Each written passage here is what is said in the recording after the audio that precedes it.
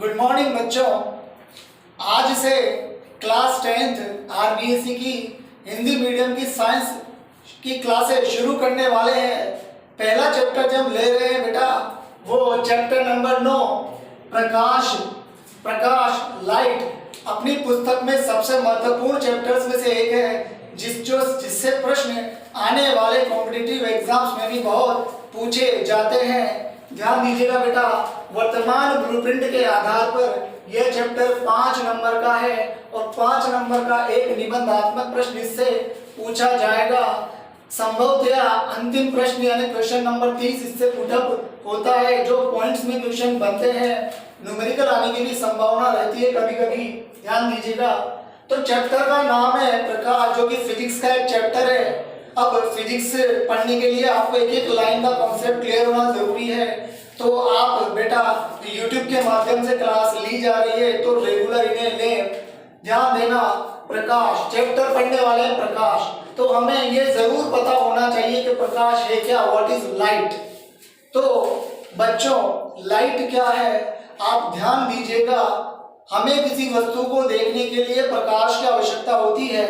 यदि प्रकाश नहीं होता है तो हमें वस्तुएं दिखाई नहीं देती, यानी अंधेरा होता है। यानी प्रकाश वह गुण है, प्रकाश वह प्रॉपर्टी है जो वस्तु को दृश्यमान बनाती है। दृश्यमान का अर्थ है विजिबल, देखने लायक बनाती है। तो वह प्रभाव जो वस्तुओं को दृश्यमान बनाता है, विजिबल बनाता है, देखने जैसा बनाता है, प्रकाश कहलाता है। यही प्रकाश की क्या है, परिभाषा है। ध्यान देना। अब प्रश्न उठता है प्रक्रिया क्या है वस्तुओं को दिखाई देने की, वस्तुएं दिखती कैसे है। तो बेटा एग्जाम्पल से समझना, ये मार्कर मुझे दिख रहा है, ये मार्कर मुझे कब दिखेगा, जब लाइट होगी। होता क्या है, लाइट इस पर पड़ती है, गिरती है और इससे टकराकर आगे हम पढ़ेंगे परावर्तित होकर मेरी आंखों में पहुंचती है। हमारी आंख की संरचना में लेंस है, कॉर्निया है, रेटिना है, जो इस चैप्टर में हम आगे पढ़ेंगे। तो ध्यान देना बेटा, हमारी आंख के छिद्र से प्रवेश करके पीछे रेटिना बना हुआ है। रेटिना पर इस वस्तु का प्रतिबिंब दिखता है तथा इसके बाद की भी प्रक्रिया मस्तिष्क में ये भेजा जाता है, तब हमें कोई भी वस्तु दिखाई देती है। ये कॉम्पिटिशन में पूछा गया क्वेश्चन है, याद रखिएगा। किसी वस्तु पर प्रकाश पड़ता है तथा परावर्तित होता है। यह परावर्तित प्रकाश नेत्र में प्रवेश करके रेटिना पर प्रतिबिंब यानी इमेज बनाता है, तो वस्तुएं हमें दिखाई देती हैं, याद रखिएगा। अब हम आगे बात करेंगे जो कक्षा 10 में पूछा जाता है, परावर्तन के कौन कौन से प्रकार होते हैं, या 1 नंबर में नियमित परावर्तन और विस्तृत परावर्तन क्या है। ध्यान दीजिएगा, ये दोनों हैं क्या। देखिए बेटा, परावर्तन 2 तरह का होता है, यानी परावर्तन के 2 प्रकार हैं। अब परावर्तन किसे कहते हैं, दोबारा इसे पहले समझते हैं। यह हमने बात ही नहीं की कि परावर्तन कहते हैं किसे। ध्यान देना बेटा, जब प्रकाश, सूर्य का प्रकाश भी हो सकता है, किसी भी पृष्ठ पर गिरता है, पृष्ठ यानी सतह, इंग्लिश में कहते हैं सरफेस। जब प्रकाश किसी सतह पर गिरता है तो अधिकांश किरणें किसी उसी माध्यम में निश्चित दिशा में लौट जाती है, तो यह घटना क्या कहलाती है, परावर्तन, इंग्लिश में कहते हैं रिफ्लेक्शन। अब रिफ्लेक्शन हमने दैनिक जीवन में कहाँ देखा है, हम बचपन में एक कांच लेकर किसी की आंखों में उसको करते हैं, तो प्रकाश जब उस कांच पर गिरता है तो हमारी आंखों में चकाचौंध उत्पन्न होती है। वो चकाचौंध उत्पन्न कैसे होती है, वो लाइट उस दर्पण यानी कांच पर गिरती है और हमारी आंखों पे पड़ती है, इसलिए वो हमें चकाचौंध उत्पन्न होती है। तो यह घटना किसके कारण होती है, प्रकाश के परावर्तन के कारण। यानी किसी पृष्ठ पर कोई भी प्रकाश गिरता है तो वह टकराकर वापस उसी दिशा में, उसी माध्यम में लौटता है। यह घटना क्या कहलाती है, परावर्तन। अब हम बात शुरू कर चुके हैं, यह परावर्तन कितने तरह का है। तो यह परावर्तन एक तो नियमित कहलाता है और एक विसरित परावर्तन कहलाता है। अब नियमित क्या है और विसरित क्या है। सरफेस यानी पृष्ठ 2 प्रकार के हो सकते हैं। एक तो पृष्ठ हो सकता है समतल यानी प्लेन, समतल यानी प्लेन सरफेस हो सकता है, या जहां प्रकाश गिर रहा है वह सतह कैसी हो सकती है, खुरदरी। खुरदरी यानी अनियमित, इसे अनियमित परावर्तन भी कहते हैं। तो ध्यान देना, हमने ये बनाया कौन सा पृष्ठ, खुरदरा पृष्ठ। तो बेटा ध्यान देते हैं, माना कि प्रकाश से सीधी लाइटें आ रही हैं, याद रखिएगा प्रकाश की किरणें सदैव सीधी रेखा में, सरल रेखा में गमन करती है, उसे किरण कहते हैं। क्या कहते हैं? किरण। तो देखो प्रकाश की किरणें आई एक साथ, किसी न किसी स्रोत से, माना वो सूर्य है या कोई बल्ब, तो वह किसी सतह पर गिरी, तो वह समतल होने के कारण निश्चित दिशा में सभी किरणें निश्चित दिशा में ही लौटेंगी। यह परावर्तन कहलाता है, नियमित परावर्तन। अब यही किरणें यदि निश्चित दिशा में से तो आई, परंतु खुरदरे पृष्ठ पर टकराती हैं, तो क्या घटनाक्रम होता है? वह एक ही दिशा में न जाकर अलग अलग प्रकार की दिशाओं में गमन करती है, यानी उनका परावर्तन निश्चित नहीं होता है, वो कहलाता है विसरित परावर्तन। अब आगे बात करेंगे आगे जो हम बिंदु पर बात करने वाले हैं वो है परावर्तन के नियम। और कक्षा 10 की बोर्ड की परीक्षा में ये बहुत ही महत्वपूर्ण प्रश्न है और लगभग एक साल छोड़कर एक साल ये अवश्य ही पूछा जाता है। आगे हम अपवर्तन पढ़ेंगे, उसमें भी कुछ इसी प्रकार के नियम हैं। तो परावर्तन और अपवर्तन के नियम जरूर पढ़ने हैं, तो ध्यान दीजिएगा। हम पढ़ने जा रहे हैं परावर्तन के नियम, रूल्स ऑफ रिफ्लेक्शन। परावर्तन के नियम समझने से पहले इसमें जो टर्म्स यूज होगी उसकी बात कर लेते हैं। वो टर्म्स कौन कौन सी है याद रखिएगा, वो याद रखना जरूरी है। तो देखिए, हमने पृष्ठ लिया, एक पृष्ठ पर कहीं से किरण आ रही है और टकराकर यानी परावर्तित होकर वापस जा रही है, तो इन्हें कुछ नाम दिए गए हैं। तो ध्यान देना, जो किरण स्रोत से आती है उसे नाम दिया जाता है आपतित किरण का, इमिटेड लाइट, उसे कहा जाता है आपतित किरण या इमिटेड रे। तो इसकी क्या परिभाषा हुई? प्रकाश स्रोत से आने वाली किरण जो पृष्ठ पर क्या होती है, गिरती है, क्या कहलाती है? आपतित किरण कहलाती है। फिर समझिएगा, प्रकाश स्रोत से आने वाली किरण जो पृष्ठ पर गिरती है क्या कहलाती है? आपतित किरण कहलाती है। अब इसमें दूसरी टर्म कौन सी है? इस बिंदु पर टकराकर, माना इसको हमने वो नाम दे दिया, ये टकराकर वापस जाएगी उसी माध्यम में, यही घटना क्या है? परावर्तन है। तो ये वापस जाने वाली किरण परावर्तित किरण कहलाती है, रिफ्लेक्टिंग लाइट या रिफ्लेक्टेड रे। परावर्तित किरण क्या हुई? परावर्तन के पश्चात उसी माध्यम में लौटने वाली किरण क्या कहलाती है? परावर्तित किरण कहलाती है। ठीक है, ये इमिटेड लाइट है, इमिटेड रे, ये रिफ्लेक्टिंग रे। तीसरी टर्म जो इसमें यूज में होगी वो आगे बात करूंगा, पहले इसके बाद बात कर लेते हैं अभिलंब। तो याद रखना, पृष्ठ पर जिस बिंदु पर प्रकाश की किरण आपतित होती है, गिरती है, उस बिंदु से लंब डाला जाता है। यह काल्पनिक होता है। कैसा होता है? काल्पनिक यानी इमेजिनरी लंब। तो ये लंब डाला जाता है, इसे अभिलंब या इंग्लिश में कहते हैं नॉर्मल। क्या कहते हैं? नॉर्मल कहते हैं। ये पृष्ठ के कैसे होता है? अभिलंबवत होता है। और जितने भी कोण प्रकाश में नापे जाते हैं वो किसके साथ नापे जाते हैं? अभिलंब के साथ, न कि पृष्ठ के साथ। बच्चे ज्यादातर गलतियां क्या करते हैं? वो कोण को किससे नाप लेते हैं? पृष्ठ से नाप लेते हैं।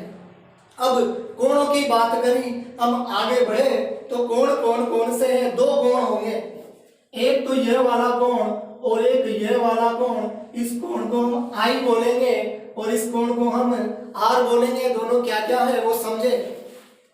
आपतित किरण और ये अभिलंब के बीच जो बनने वाला कोण है वह कहलाता है आपतन कोण। क्या कहलाता है? आपतन कोण, emitting angle. Emitting angle English में इसको आई टर्म से यूज में लिया जाता है। और दूसरा कोण कौन सा है? परावर्तित किरण तथा अभिलंब के मध्य बनने वाला कोण क्या कहलाता है?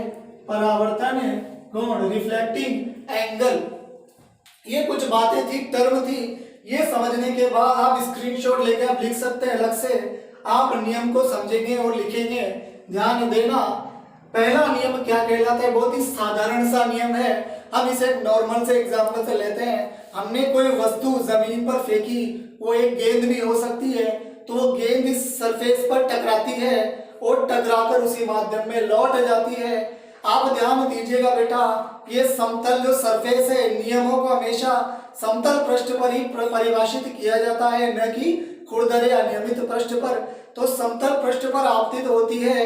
तो आप ध्यान दीजिएगा, यदि हम इस प्लेन की या इस तल की बात करें, इसे तल मान लें, तो यह किरण इससे आती है और इसी तल में वापस लौट जाती है, और हम अभिलंब यदि खींचते हैं तो वो भी इसी तल पर आता है। यानी ये तीनों चीजें, आपतित किरण, परावर्तित किरण और अभिलंब, तीनों एक ही तल में होते हैं। This all are in one surface, one plane. ध्यान देना, आपतित किरण, परावर्तित किरण तथा अभिलंब तीनों एक ही तल में पाए जाते हैं। यह कौन सा नियम है? पहला नियम।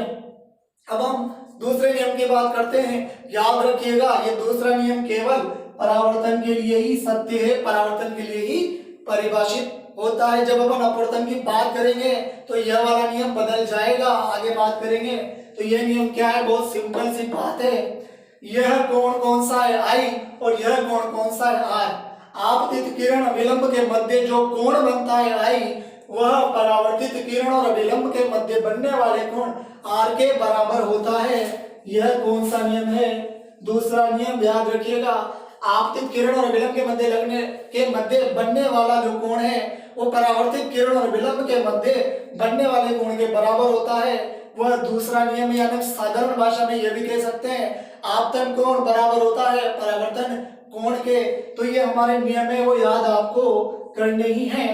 अब बात यदि हम समतल की करें तो हमने कांच देखा होगा, दर्पण जिसे हम नॉर्मल भाषा में कहते हैं, इंग्लिश में कहते हैं मिरर। वो कैसा होता है? समतल यानी प्लेन, यानी उससे जो परावर्तन होगा वो कैसा होगा? समतल। यानी हम ज्यादातर जिस दर्पण का सामना करते हैं वो कौन सा दर्पण है? समतल यानी प्लेन सरफेस, समतल दर्पण। तो उसमें टर्म परिभाषित होती है जो कॉम्पिटिटिव एग्जाम्स में अक्सर पूछी जाती है। ध्यान दीजिएगा, उसे कहते हैं पार्श्व परावर्तन। पार्श्व परावर्तन। यह पार्श्व परावर्तन क्या है आप समझें, ध्यान देना। यदि हम किसी कांच के सामने, मिरर के सामने, दर्पण के सामने जाकर खड़े हो जाते हैं और हम यदि हमारा सीधा हाथ उठाते हैं तो हम सामने दर्पण में देखते हैं कि हमारे शरीर का जो प्रतिबिंब बन रहा है उसमें जो हाथ खड़ा होगा वो हमारा बायां हाथ होगा। यानी जब हम दायां हाथ हमारा खड़ा करते हैं तो सामने दर्पण पर वो हमारा बायां दिखाई देता है। जब हम दायां हाथ हिलाते हैं तो उस दर्पण में हमें बायां हाथ दिखाई देता है। मैंने मारकर दाएं हाथ में पकड़ रखा है, दर्पण वो बाएं हाथ में दिखाएगा। यह घटना पार्श्व परावर्तन कहलाती है। याद रखिएगा, अक्सर ये केवल समतल दर्पणों के लिए ही परिभाषित होती है। तो किसी समतल दर्पण में वस्तु के प्रतिबिंब का जो हमारे सामने चित्र बनता है वो प्रतिबिंब इमेज कहलाता है। दायां भाग बायां दिखाई देना तथा बायां भाग दायां दिखाई देना, यह घटनाक्रम क्या कहलाता है? पार्श्व परावर्तन कहलाता है।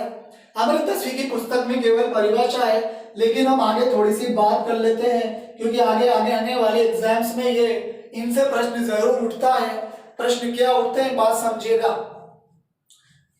देखो, दो तरह की वस्तुएं पाई जाती हैं, एक जिनकी आकृति सभी ओर से नियमित होती है और एक जिन वस्तुएं, ऐसी वस्तुएं या ऐसे शब्दों की यदि बात करें, ऐसे अक्षर, अंग्रेजी या हिंदी के ऐसे अक्षर जो सभी तरफ से नियमित नहीं होते हैं। इसके आधार पर भी दो तरह की वस्तुएं, दो तरह के हम अक्षरों की बात करें, क्वेश्चन अक्षरों से आते हैं तो दो तरह के अक्षर होते हैं, आकृतियां होती हैं। कुछ आकृतियां होती है असम्मित और कुछ आकृतियां होती है सम्मित। सम्मित का क्या अर्थ है हम सीखेंगे, ध्यान देना। यदि हम इसको दो भागों में बांट दें तो वो दोनों भाग यदि एक जैसे हो, ऐसी रचना, ऐसी आकृति क्या कहलाती है? सम्मित आकृति। आप ए को देखिए, इंग्लिश वोकेबलरी में ए आता है, ए की यदि बीच में मैं लाइन डालूं तो दो समान भागों में बढ़ती है। ऐसे ही में एम के भी बीच में यदि मध्य में लाइन डालो तो ये भी दो समान भागों में बढ़ जाती है। ये आकृतियां क्या कहलाती है? सम्मित आकृतियां। लेकिन देखिए कुछ अक्षर, कुछ वस्तुएं, बहुत सारी वस्तुएं ऐसी हैं जो नियमित नहीं होती। आप बीच में लाइन डालो तो वो दो अलग अलग भागों में बढ़ती है। जैसे पी को देखिए, ये भाग अलग, ये भाग अलग, और इसमें ये भाग अलग है, इसमें ये भाग अलग। तो ये गठिया आकृति कहलाती है, असममित आकृतियां। तो ध्यान दीजिएगा, मैंने पी लिख दिया, साथ में कांच रख दिया, एक मिरर रख दिया। इस मिरर में पी कैसा दिखाई देगा? हमने पी को लिखा ऐसे, परंतु पी दिखाई देगा ऐसे। यानी पार्श्व परावर्तन की घटना केवल नियमित आकृतियों के लिए ही लागू, असममित आकृतियों के लिए ही लागू होती है। यानी वे आकृतियां जो असममित है उन्हीं में क्या पाया जाता है? पार्श्व परावर्तन। पी देखिए, पी कांच में, मिरर में कैसा हो गया? उल्टा। और एस कैसा हो गया? उल्टा। जबकि जो आकृतियां कैसी होती हैं बेटा?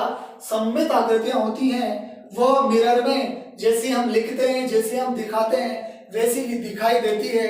यह आकृति सममित है और इसका कोई भी पार्श्व परावर्तन नहीं होता है, जबकि इनमें पार्श्व परावर्तन पाया जाता है। तो कॉम्पिटिटिव एग्जाम्स में क्वेश्चन आता है, निम्न में से किसमें पार्श्व परावर्तन पाया जाएगा? तो आपके ऑप्शन में मिल गया पी, एस, एम, और चौथा ऑप्शन मिल गया इनमें से कोई नहीं। तो पार्श्व परावर्तन किसमें पाया जाएगा? इन दोनों में, पी में या एस में, जबकि एम और ए में ये परावर्तन नहीं पाया जाएगा। आने वाले लेक्चर में हम दर्पणों को प्रारंभ करेंगे, मिरर को प्रारंभ करेंगे, उनके प्रकार, उनमें घटनाएं और उनमें कई जो परिभाषाएं उन्हें पढ़ेंगे आने वाले लेक्चर में। बेटा यदि आपको ये लेक्चर पसंद आया हो तो वीडियो को लाइक कीजिए और अपने साथियों को इसको शेयर जरूर कीजिए। और आने वाले लेक्चर्स आप कंटिन्यू देखिए बेटा। Thank you.